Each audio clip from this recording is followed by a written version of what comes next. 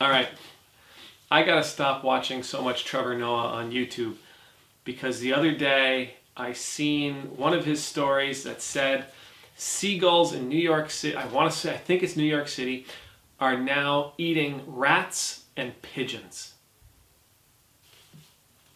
Who knew they would do that? My name is Ed Travers. I'm an Anglican priest in the Diocese of Nova Scotia and Prince Edward Island. I get to serve in the beautiful town of Shelburne, Nova Scotia, in the amazing parish of Christ Church, Shelburne. And today I want to talk to you about gravitating towards what's easiest. We all do it. We, human beings, animals, we don't want to waste our time doing more than we have to do to achieve our base goals.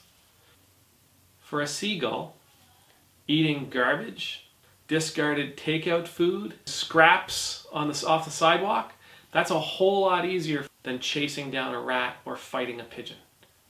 But now those scraps, because of the coronavirus and self-isolation, those scraps aren't available to the seagulls anymore. And now, when they get hungry, they're forced to do something that is significantly more difficult than what they're used to. You and I are the same way. We gravitate to what's easiest. If we're sad and we want the pain to go away, the correct thing, the best thing for us to do is to enter into that grief. The easiest thing for us to do is to find a long neck bottle. When we're lonely or bored, the best thing for us to do is to learn how to cope with those feelings and allow that to build us and strengthen us for those stretches in our life when we're going to be alone or we're not going to be entertained. The easiest thing for us to do is to pop on Netflix. Gravitating towards what's easiest often alleviates the pain that we feel. It takes care of our need. But in general, it also leaves us weakened because we lose the ability, we lose the strength, we lose the necessary imagination to do the difficult thing.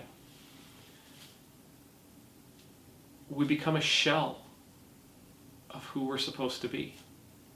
You and I, if we look around our lives, we're going to see a lot of different places. All of us will see a lot of different moments and places and instances in our lives where we choose to do the easy thing. And I'm not just talking about the difference between cooking supper and ordering takeout, though that's a good example. But even when it comes to our behaviors, when we do the right thing, when we do the thing that God is calling us to do, it sometimes doesn't make us very many friends. Sometimes it actually makes us enemies. When we say the thing that nobody wants to say, but it's the truth, sometimes it can leave you feeling alone. It can leave you feeling abandoned.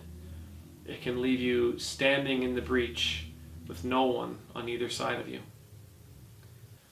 These are the things that we have to avoid. We have to avoid doing the easy thing in these moments. The world needs people of substance. The world needs people of value. The world needs people of integrity in order to lead us. And our leaders will be the ones who do the right thing as opposed to the easy thing.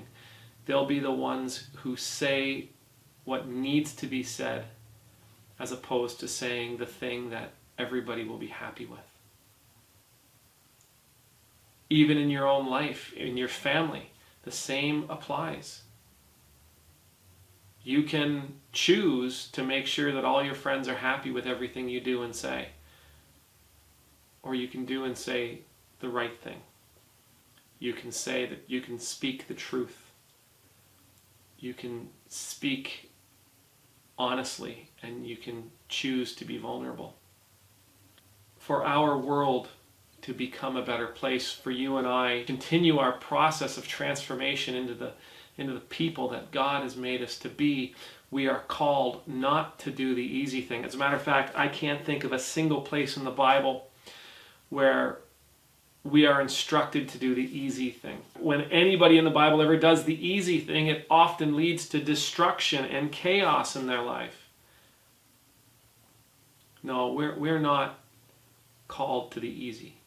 We're not called to gravitate to what's easiest for us, what's popular. We're called to do the difficult things. We are called to make the difficult choices. We're called to do the difficult work. And when we can do those things,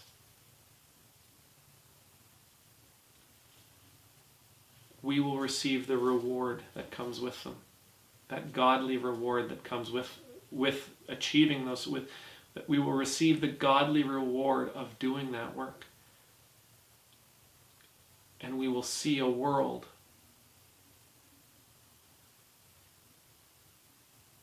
that is getting better and better and better every single day. May God bless you. May God keep you. May God make his face shine upon you and be gracious to you. May you know the peace of being in God's presence. May you be fortified so that you can always do what needs to be done, and that you can stop yourself from gravitating to the easiest thing to do. Amen. Thank you, everybody, for spending this time with me. Thank you for choosing to be here today. I pray God's blessings will be upon you. If you liked what you saw, please hit the like button down below. If you'd like more of our content, hit subscribe.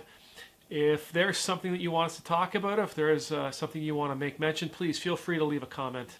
I will be praying for you. Please say a prayer for me. I'll see you tomorrow. God bless.